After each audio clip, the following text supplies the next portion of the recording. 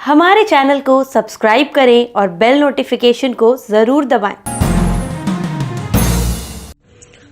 ज्योतिष सदन live channel के इस कार्यक्रम में मित्रों आपका बहुत बहुत हार्दिक स्वागत है। मैं हूं आचार्य पंडित सर्वदानंद शर्मा।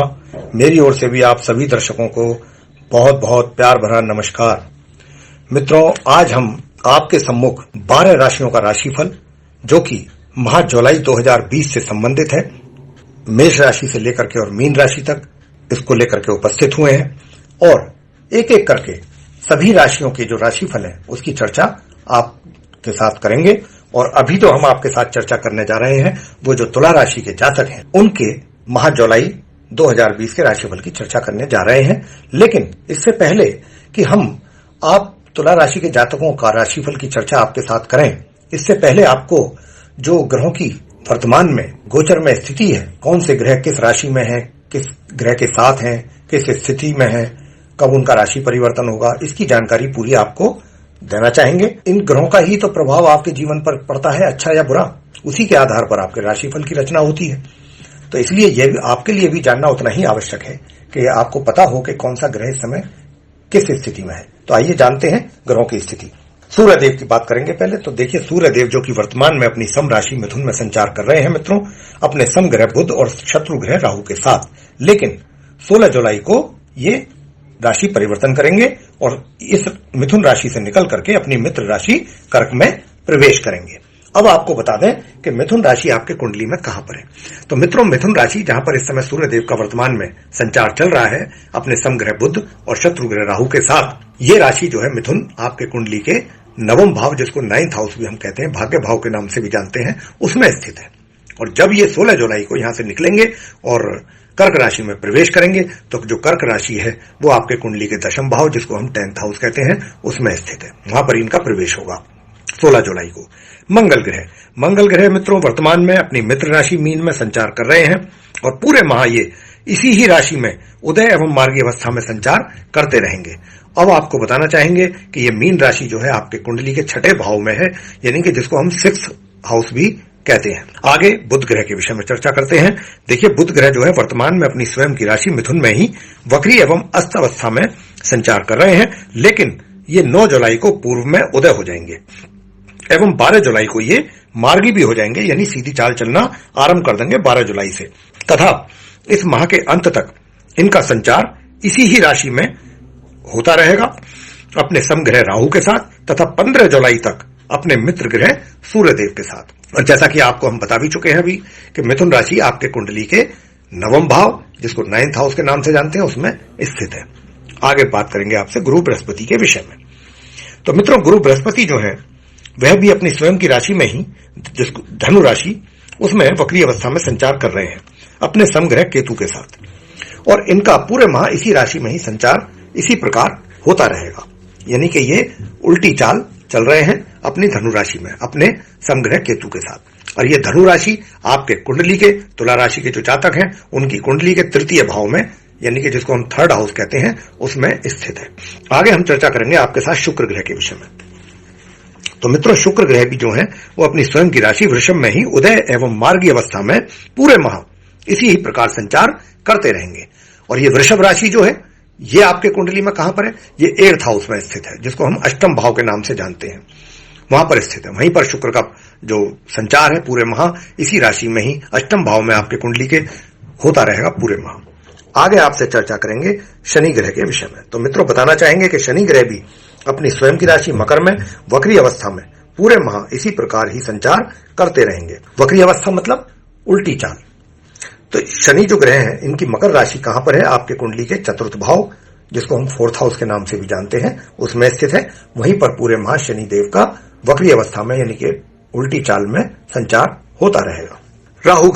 राहु ग्रह भी जो है अपनी सम राशि एवं उच्च राशि मिथुन में ही पूरे माह संचार करते रहेंगे अपने सम ग्रह बुध के साथ तथा 15 जुलाई तक ये संचार करेंगे इसी राशि में अपने शत्रु ग्रह सूर्य देव के साथ। और आपको हम अभी बता भी चुके हैं थोड़ी देर पहले कि मिथुन राशि जहां पर राहु संचार कर रहे हैं, इनकी जो उच्च राशि है ये आपके कुंडली के नवम भाव यानी 9th हाउस में स्थित है, भाग्य भाव में।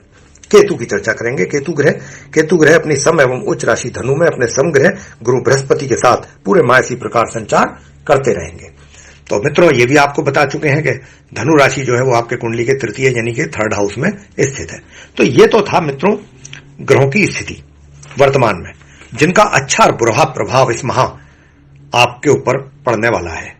किस किस रूप में पड़ने वाला है इसकी चर्चा हम आपके साथ विस्तार से कर रहे हैं राशिफल के उसमें रूप में। और सर्वप्रथम आपके साथ चर्चा करेंगे जो आप तुला राशि के जातक हैं उनके व्यवसाय से संबंधित कि यह माह जो जुलाई का है ये आपके व्यवसाय को लेकर के कैसा जाने वाला है। तो आइए चर्चा करते हैं इस व्यवसाय के विषय में।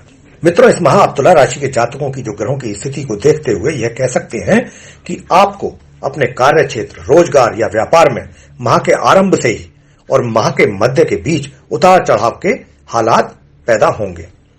कभी स्थिति सकारात्मक दिखाई देगी और कभी ऐसा महसूस होगा कि सब कुछ बिल्कुल भी आपके अनुसार नहीं चल रहा है, सब कुछ उल्टा पुल्टा चल रहा है। शनि की ढैया का प्रभाव भी आपके जीवन पर बना होने के कारण आपको अपने व्यवसाय में कुछ परेशानियां यानी कुछ चुनौतियां और कुछ मानसिक तनाव भी बन सकता है तथा आपके कार्यों में रुकावटें एवं कठिनाइयां आपको पेश आ सकती हैं। लेकिन महामध्य के उपरांत हालातों में आपको कुछ सुधार होता दिखाई देगा और हो सकता है कि आपको अपने विभाग में कोई नई जिम्मेवारी भी सौंपी जाए, साथ ही कोई पदोन्नति भी आपकी हो सकती है यहां पर। लेकिन इन सब के रहते हुए भी आपके ऊपर कार्य का बोझ कुछ अधिक ही रहेगा। लेकिन माह के मध्य से माह के अंत के बीच में आप जो भी अपने कार्य क्षेत्र में कार्य करेंगे उनको लेकर आपकी काफी प्रशंसा भी होगी आपके वरिष्ठ पदाधिकारियों के द्वारा और सहयोगियों के द्वारा, तथा आपके मान सम्मान में भी यहाँ पर वृद्धि की संभावना बनी हुई है पूरी। हालांकि आलसी स्वभाव तो आपका बना रहेगा, लेकिन आपको अपने कार्यों की अधिकता होने के कारण आराम करना आपके लिए मुश्किल होगा, या कह सकते हैं कि आराम में भी आपके कमी रहेगी। ये थी आपके व्यवसाय की स्थिति। इस माह वित्तीय स्थिति कैसी रहने वाली है तो आइए जानते हैं। माह के मध्य तक तो आय में या तो कमी या फिर विलंब होने की संभावना, मगर इसके पश्चात आय निरंतर होती रहेगी तथा धन का संचय भी विशेष रूप से आप कर पाएंगे अगर चाहेंगे। इस माह आपके सुखों में आप काफी कमी महसूस करेंगे। सुखों का लाभ, आप सुविधाओं का लाभ नहीं ले पाएंगे या नहीं उठा पाएंगे। उसका एक जो मुख्य कारण होगा वो यही होगा कि आपके ऊपर कार्य का बोझ, व्यस्तता कार्य की, प्रेम संबंध। तो मित्रों बताना चाहेंगे कि इस माह के आरंभ से और मध्य के बीच तो आपको अपने प्रेम संबंधों को लेकर किसी प्रकार की कोई सफलता मिलने की आशा हमको दिखाई नहीं दे रही है। उसके पश्चात भी असमंजस की स्थिति ही बनी रहेगी आपके जीवन में। कभी आपको यह महसूस होगा कि संबंध आगे की दिशा में बढ़ तो सकते हैं अगर प्रयास किए जाएं, और या प्रयास जो कर रहे हैं उनको देखते हुए आपको ऐसा महसूस हो सकता है कि हाँ भाई कुछ चीजें तो पॉजिटिव रिजल्ट्स आ रहे हैं, परिणाम तो सकारात्मक आने की संभावना बन रही है। और कभी ऐसा भी महसूस करेंगे कि आप अपना समय व्यर्थ में नष्ट कर रहे हैं इन चीजों में। आपको ये समय नष्ट करना ही नहीं चाहिए था इन चीजों के ऊपर, क्योंकि इनसे कोई लाभ आपको प्राप्त होने वाला तो है नहीं। तो कभी इस प्रकार की मानसिक स्थिति भी आपकी बनेगी इस माह। तो ये थी आपके प्रेम संबंधों को लेकर के चर्चा। आगे आपसे चर्चा करेंगे पारिवारिक संबंधों के विषय में। तो बताना चाहेंगे कि इस माह आपके अपने कुटुंब में सभी के साथ संबंध सामान्य बने रहेंगे। छोटी मोटी गलतफहमी कह सकते हैं कि हो जाएगी, हो सकती है, या फिर वैचारिक मतभेद अपने छोटे भाई बहनों को लेकर के उनके साथ हो सकते हैं। कोई विशेष समस्या परिवार के बीच नहीं होगी। जीवन साथी का स्वास्थ्य आपका कुछ प्रभावित रह सकता है इस माह, इसलिए अपने जीवन साथी के स्वास्थ्य का विशेष रूप से आपको ध्यान रखना है। शिक्षा, यूं तो शिक्षा सामान्य रूप से चलती रहेगी मित्रों, लेकिन आप अपनी शिक्षा को लेकर लापरवाही या इस प्रकार का अपना व्यवहार शिक्षा के प्रति ना बरतें तो ज्यादा अच्छा है। अन्यथा परिणाम या तो सामान्य से नीचे आ सकते हैं या फिर प्रभावित हो जाएंगे। तो उसको लेकर के लापरवाही ना दिमाग में रखें। शिक्षा को लेकर के हम तो यही कहेंगे गंभीर रहें और गंभीरतापूर्वक प्रयास करते रहें। संतान का इस माह आपको क्या परिणाम मिलने वाले हैं, कैसे मिलने वाले हैं संतान संबंधित? इस माह आपको अपनी संतान के द्वारा बहुत ज्यादा सकारात्मक परिणामों की आशा भी नहीं करनी चाहिए। यानी कि यह कह सकते हैं कि जितने शुभ परिणामों की प्राप्ति आपको इस माह अपनी संतान के द्वारा होनी चाहिए थी, उसमें आपको अवश्य ही कमी महसूस होगी। स्वास्थ्य कैसा रहेगा इस माह? वैसे तो इस पूरे माह आपका स्वास्थ्य उत्तम बना रहेगा मित्रों, यदा कदा छोटी मोटी कुछ व्याधियों के अतिरिक्त। लेकिन फिर भी हम तो यही कहेंगे कि अपने स्वास्थ्य का विशेष ध्यान रखा जाए तो ज्यादा उत्तम है। और उपाय ऐसे कौन से किए जाएं कि जीवन में जो परेशानियां चल रही हैं वो भी उनसे भी कुछ छुटकारा आप प्राप्त कर सकें। तो बड़े सरल और छोटे छोटे उपाय हैं, उन्हें अगर आप करेंगे, नियमित रूप से करेंगे, श्रद्धा पूर्वक करेंगे, तो आपको उनका सभी का निश्चित रूप से लाभ प्राप्त होगा। उपाय क्या है वे आप सुन लीजिए, वो आपको बता देते हैं। नंबर 1, 1 सूर्य देव की उपासना आपको प्रतिदिन करनी है। जब आप उठते हैं सुबह सो करके तो उनको नमस्कार करें, प्रणाम करें और स्नान आदि से निवृत्त होने के बाद प्रतिदिन उनको जल अर्पित करें।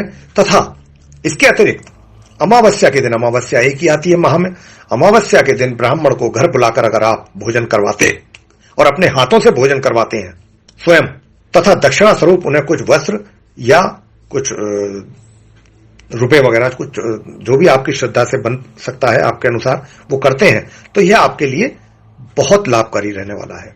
अमावस्या के दिन किसी अच्छे ब्राह्मण को बुला करके अपने हाथों के द्वारा भोजन उनको कराएं। जो भी आपकी श्रद्धा के अनुसार आप वस्त्र उनको कर सकते हैं, अपनी सामर्थ्य के अनुसार जो धन के रूप में दक्षिणा दे सकते हैं वो आप उनको करें, तो ये आपके लिए बहुत लाभकारी उपाय होगा इस माह का। और प्रतिदिन शिव चालीसा या शिव स्तोत्र का पाठ भी आप अवश्य करें। और शनिवार के दिन मित्रों, शनि मंदिर में सरसों के तेल का दीपक अवश्य जलाएं और शनि के मंत्रों का वहीं पर बैठ करके पश्चिम दिशा की ओर को मुख करके आप जाप करें। शनि के मंत्रों का जाप कर सकते हैं, बहुत अच्छा रहेगा। कम से कम 1 माला, या फिर अगर शनि के मंत्रों का जाप आपको करने में कोई परेशानी हो रही है या उच्चारण करने में या जाप करने में, तो आप शनि स्तोत्र या शनि चालीसा का पाठ भी वहां बैठ करके कर सकते हैं, पश्चिम की ओर मुंह करके। ठीक है, तो ये था आप जो तुला राशि के जातक हैं उनका माह जुलाई 2020 का राशिफल। आपको यह राशिफल अच्छा लगा है, आप इसको लाइक कीजिए, शेयर कीजिए और चैनल को भी सब्सक्राइब करना ना भूलें। साथ ही जो बेल आइकन है उसको भी आप अवश्य दबाएं, ताकि आने वाले दिनों में जो हमारे नए कार्यक्रमों के वीडियोस हैं वो भी आप तक आसानी से पहुंच सकें और आप उनका भी लाभ समय अनुसार प्राप्त